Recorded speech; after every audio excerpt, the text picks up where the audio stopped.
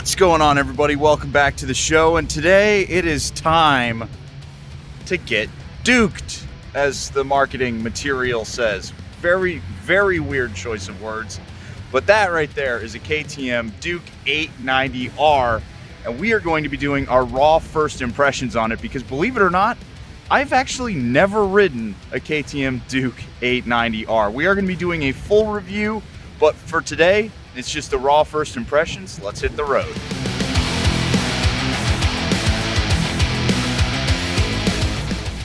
Okay, folks, I thought something fun that we could do at the start of this is have me basically go over what I think I know about this motorcycle before I dive in. Again, if you want the full soup to nuts pull on all of this, and you want to see my full, deep, detailed thoughts, I will be releasing a full day in the saddle review on this. This is just my initial raw first impressions. So, what I think I know about the Duke 890R. I think it has an 893cc parallel twin in it. I know it's a 270-degree crank. I know it is stupid crazy light, like sub 400 pounds. I think it's close to 360. Don't quote me on that number, though. And then I do know that this is the R package, which has all the technology, including the up and down quick shifter. There's a base model that doesn't have Brembos and doesn't have adjustable suspension and all that stuff, but this does have all the toys. So let's mount up. And just in case you guys are wondering, yes, I have never sat on one of these bikes before, aside from at a dealership. So this is my first experience on it, and wow, is that seat hard. That is a very hard, very wide seat. It almost feels like it's off of a Super Sport, I'm not gonna lie. And the seat height is very tall. If you were a short person, good luck with the 890 here. So let's turn it on. We're in sport mode. Let's just stay there.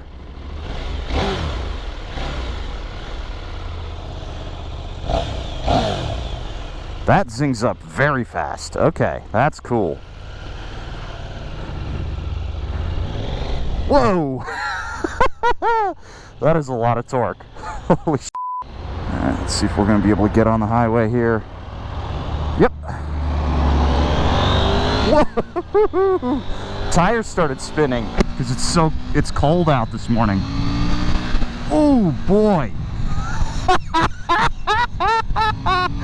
Wow, is that a ton of torque? Holy cow. Whoa. Okay, I was not prepared for that kind of torque. Honestly, it has the same sort of hit that my Supermoto used to.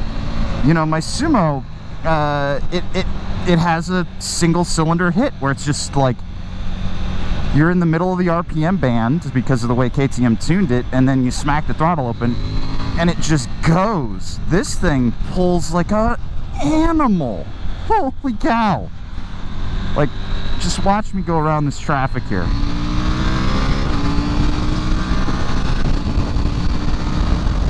Oh God, that is good. Holy cow. Now, if I can collect my thoughts here, dipping it into our first corner, it's feeling really nice. It's got that same sort of just light touch that my Supermoto used to.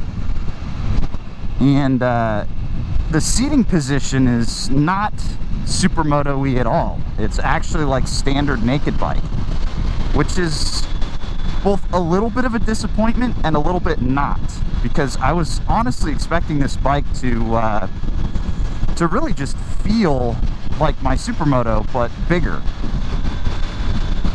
Now, as I'm sure you're hearing, there is a heck of a crosswind here, and 183 in Austin is an elevated highway.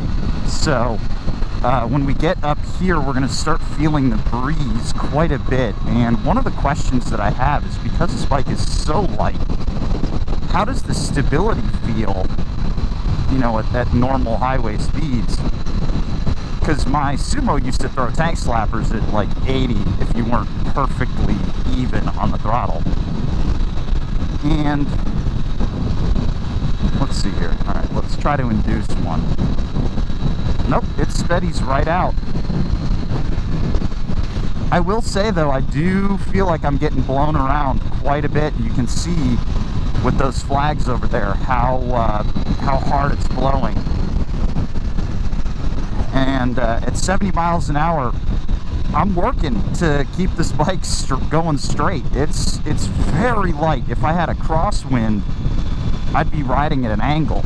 So I don't necessarily love that. But with all of that being said, let's get this motorcycle out on a twisty road and see how it shakes down, because I'm very, very excited to really see what this thing's capable of, because right now it feels awesome. Alrighty folks, we are now heading our way into a twisty road, but I'd like to take this opportunity to go over a pretty bumpy patch of pavement here, just to check the suspension on this thing, because I've been noticing how tight it feels, and I'm sure you're hearing it in my voice. It's pretty tight. It feels like I am a little bit maxing out the current settings in the back for preload. I'm gonna see if there's a remote knob so I can dial it up. But generally the suspension on this is quite tight. And you know, our initial flick in here, you know, it feels really, really light. It's like there's nothing beneath me. It's crazy. Especially for a bike that's this powerful. You know, sometimes you're like, oh, the bike has so much torque, it's silly. No, this bike has so much torque, it's stupid. I cannot believe how much torque this bike produces. Oy. Yeah, that's some stiff suspension. Okay, now let's get after it and see what this thing can do. In a slightly more zesty way. Yeah, okay.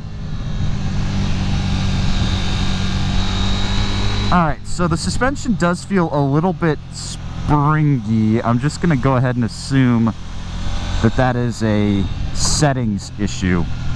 However, I will say, based on my experience with the smc-r, felt the rear tire spin there. God, this thing has so much torque. I will say, based on my experience with the smc-r, KTM likes to underspring the rear. So if you're my size, you might need to invest in a spring.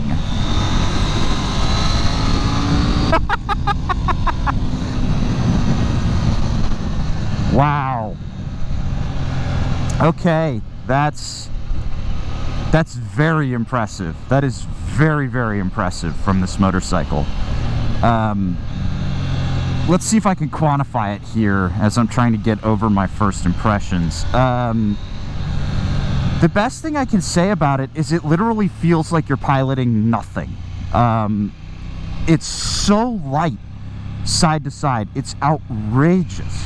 It literally, you know, you talk about bikes being telepathic. This thing's telepathic. You just think where you want to go, and the bike goes. It's that light. Your inputs are so minimal on the handlebars, and this thing changes direction so quickly. I can understand why people called it the scalpel. One thing is taking a little bit of getting used to is how narrow the tank is. I'm not sure if you can see on the Chin GoPro or not, but the tank right between my knees is so narrow, it feels like there's about 2 fists between my kneecaps. The throttle is a little bit snatchy because there's so much torque that you get on it and it's like, let's go. You gotta be a little bit more careful when you're feeding it in, because it's really easy for it to just yank out from underneath you. I have a downshifter. Stop doing that. Okay. There we go again.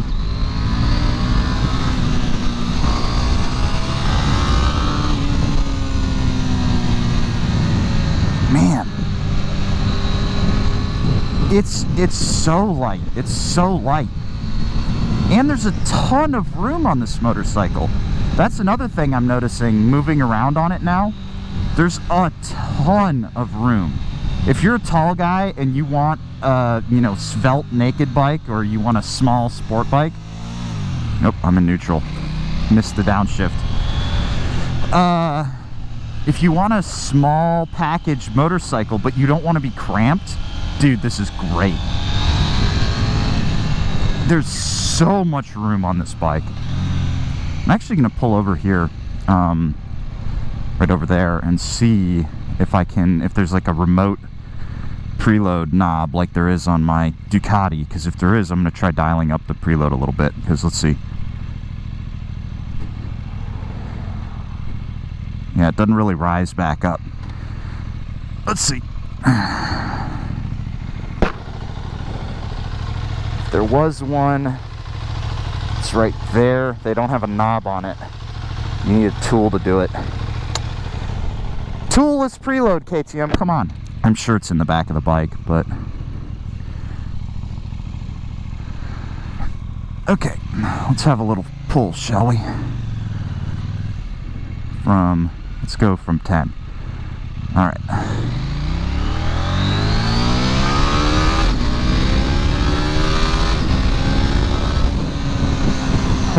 There's so much torque on tap that even the way that I like to ride,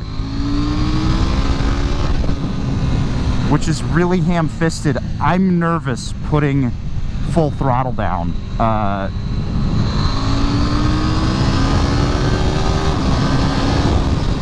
Holy cow. It's rare that a power band makes me nervous, honestly.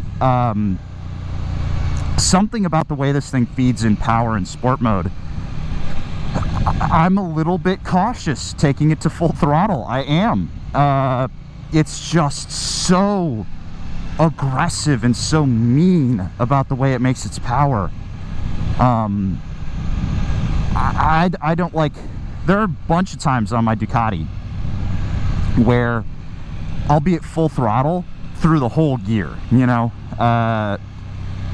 because it starts a little bit slow down low, and then you feed in the throttle and you can ride it all the way to full throttle, and then the power really comes on north of 7 grand.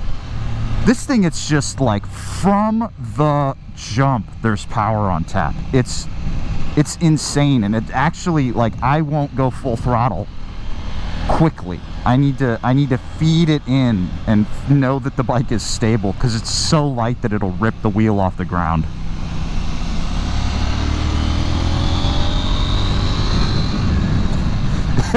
You know, it's almost like in sport mode, it's like too much bike. It doesn't feel like it's gonna rip itself apart, but there's so much on tap that you can't ride it like a hooligan. You have to actually be smart about it. And I don't know how much the overlap in the Venn diagram is between hooligans and people who want to think about the way they ride. So you'll have to let me know in the comments down below.